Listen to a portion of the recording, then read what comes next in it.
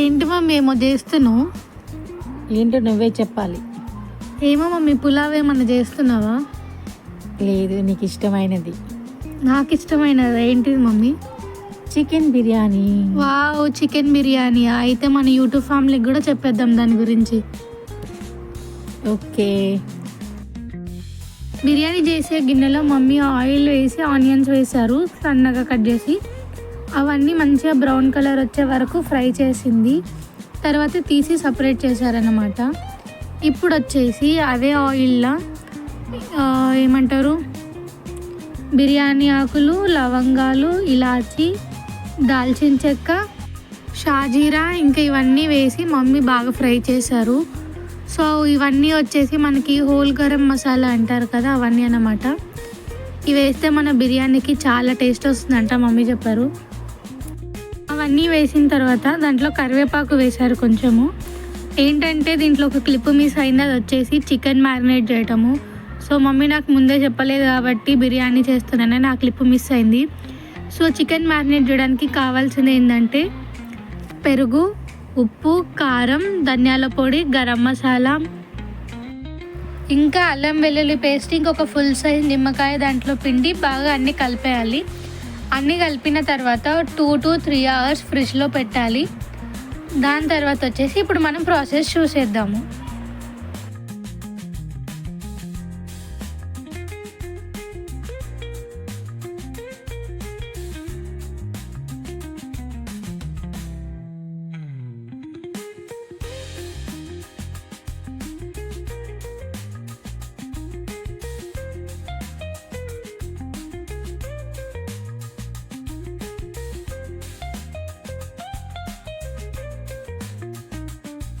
ఇప్పుడు మనము ఇవన్నీ ఫ్రై అయిన తర్వాత ముందుగా మ్యారినేట్ చేసి పెట్టుకున్న చికెన్ని మనము కడాయిలోకి వేసుకోవాలి.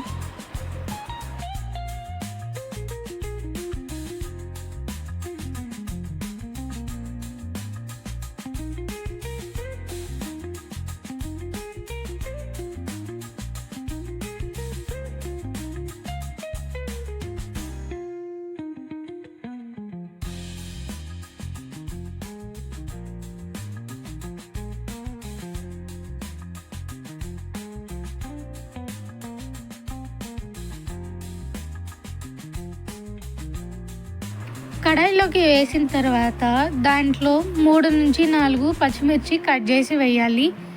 దాని తర్వాత దాంట్లోనే మనము టమాటాలు కూడా వేసుకోవాలి, కట్ చేసి చిన్న చిన్న పీసెస్గా. తర్వాత వచ్చేసి పుదీనా వేసేసేయాలన్నమాట.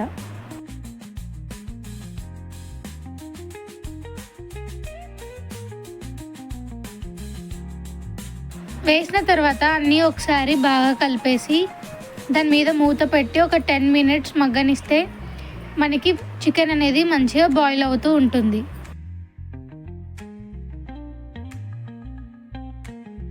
ప్రాసెస్ చేసిన మమ్మీని వాయిస్ ఓవర్ ఇవ్వమంటే మమ్మీ కొంచెం భయపడుతున్నారు, నేను ఎందుకని చెప్పేసి, అందుకే నేనే ఇస్తున్నాను. చూసారు కదా, మూత తీసిన వెంటనే ఆవిరి ఎట్లా వచ్చిందో, స్మెల్ అయితే నాకు చాలా బాగా వచ్చింది. దాని తర్వాత 10 minutes తర్వాత మళ్ళీ ఒకసారి తీసి మళ్ళీ కలుపుకోవాలి.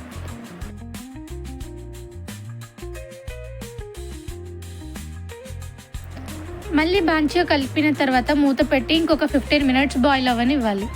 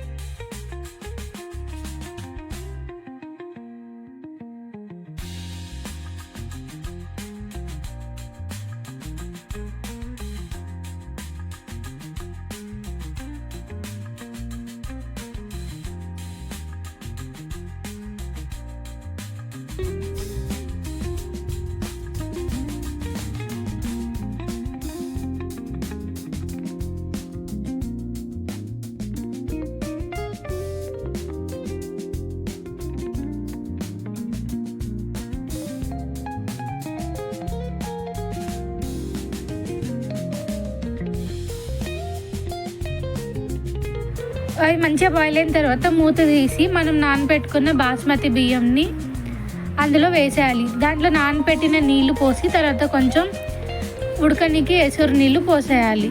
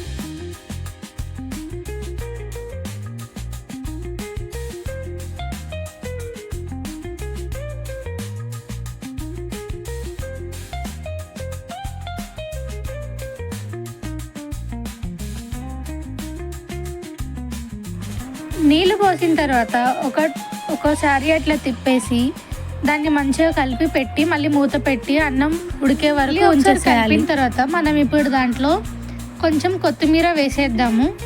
కొత్తిమీర ముందే వేస్తే ఏంటంటే దాని ఫ్లేవర్ మొత్తం వాటర్ పీల్చేసుకుంటుంది కాబట్టి మనకి బిర్యానీ ఇంకా మంచి టేస్ట్ వస్తుంది.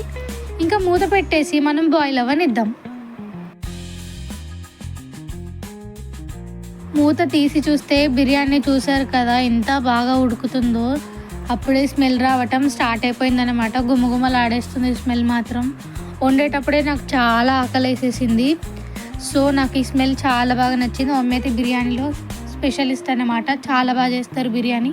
మా మమ్మీ బిర్యానీకి అయితే చాలామంది ఫ్యాన్స్ ఉన్నారు అంటారు కూడా. బిర్యానీ చేసినప్పుడు తీసుకురావడం పిలవడం మర్చిపోక అని చెప్పేసి.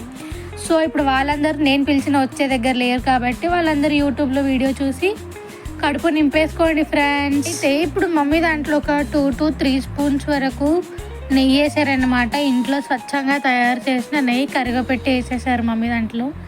నెయ్యి అనేది కూడా బిర్యానీకి మంచి టేస్ట్ని ఇస్తుంది. నెయ్యి అనేది లేకపోతే బిర్యానీ ఉంటుందా చెప్పండి మీరే? ఉండదు కదా. నెయ్యి లేనిది ఏ వంటకం ఉండదు, నెయ్యి లేనిది స్వీట్స్ ఉండదు, నెయ్యి లేనిది బిర్యానీ ఉండదు. వేసిన తర్వాత మూత పెట్టి మళ్ళీ ఒకసారి ఉడికిందో లేదా అనేది చూసి మనం చెక్ చేసుకోవడమే. ఇంకా ఇప్పుడు మమ్మీ దీంట్లో కొంచెము బ్రౌన్ ఆనియన్స్ ఉంటే అవి వేసేసారు. దాని తర్వాత ఫైనల్ టచ్ కోసం కొత్తిమీర వేశారు. చెక్ చేస్తున్నారన్నమాట బిర్యానీ ఉడికిందా లేదా అని చెప్పేసి. సో మమ్మీ అవన్నీ వేసిన తర్వాత దమ్ము కోసం అని చెప్పేసి మూత పెట్టి ఒక 2 to 3 minutes అట్లా పక్కన పెట్టేశారు.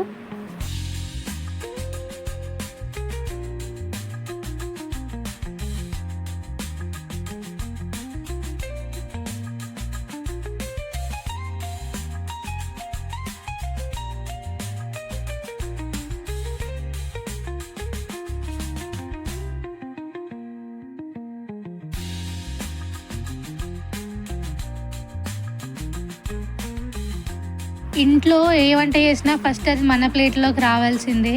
మమ్మీ మాత్రం బిర్యానీ చాలా బాగా చేశారు. నాకైతే టేస్ట్ బాగా నచ్చింది. దీంట్లో మెయిన్ నెయ్యి ఫ్లేవర్ అయితే చాలా అంటే చాలా బాగుంది. మీకు కూడా ఈ వీడియో నచ్చితే మీరు కూడా ఇలానే సింపుల్గా ట్రై చేసేయండి friends. And thanks mummy and love you for making this biryani for me.